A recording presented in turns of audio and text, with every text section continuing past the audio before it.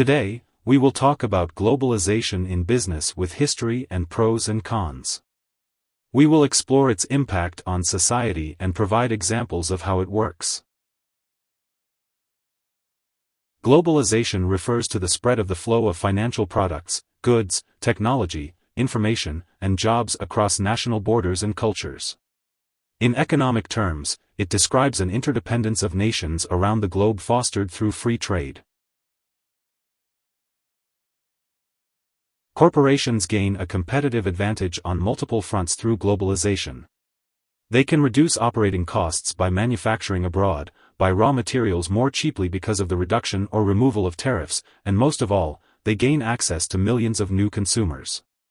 Globalization is a social, cultural, political, and legal phenomenon. On one hand, globalization has created new jobs and economic growth through the cross-border flow of goods, capital, and labor. On the other hand, this growth and job creation are not distributed evenly across industries or countries.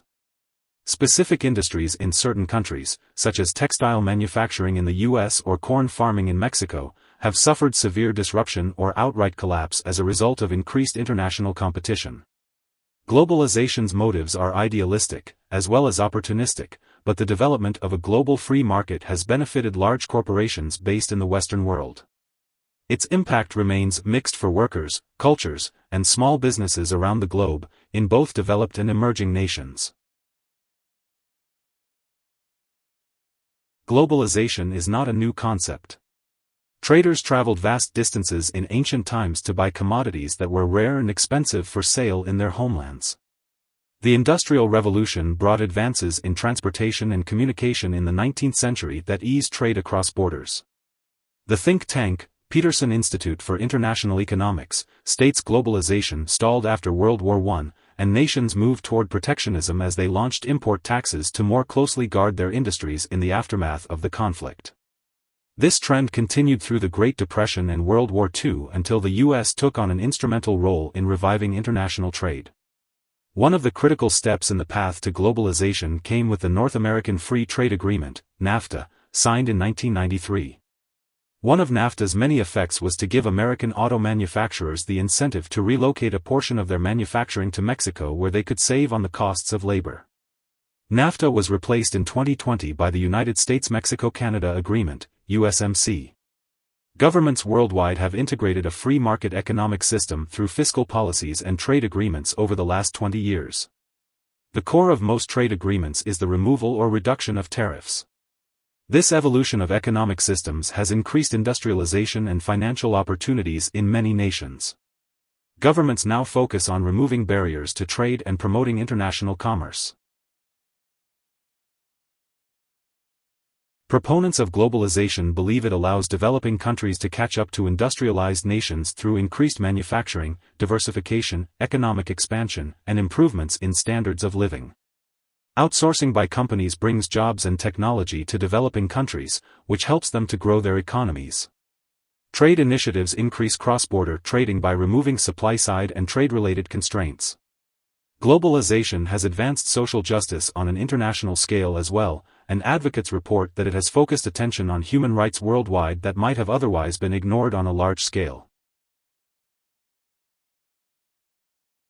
One clear result of globalization is that an economic downturn in one country can create a domino effect through its trade partners. For example, the 2008 financial crisis had a severe impact on Portugal, Ireland, Greece, and Spain. All these countries were members of the European Union, which had to step in to bail out debt-laden nations, which were thereafter known by the acronym PIGS. Globalization detractors argue that it has created a concentration of wealth and power in the hands of a small corporate elite that can gobble up smaller competitors around the globe. Globalization has become a polarizing issue in the US with the disappearance of entire industries to new locations abroad.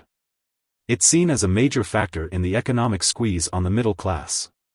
For better and worse, globalization has also increased homogenization. Starbucks, Nike, and Gap dominate commercial space in many nations. The sheer size and reach of the US have made the cultural exchange among nations largely a one-sided affair. It depends.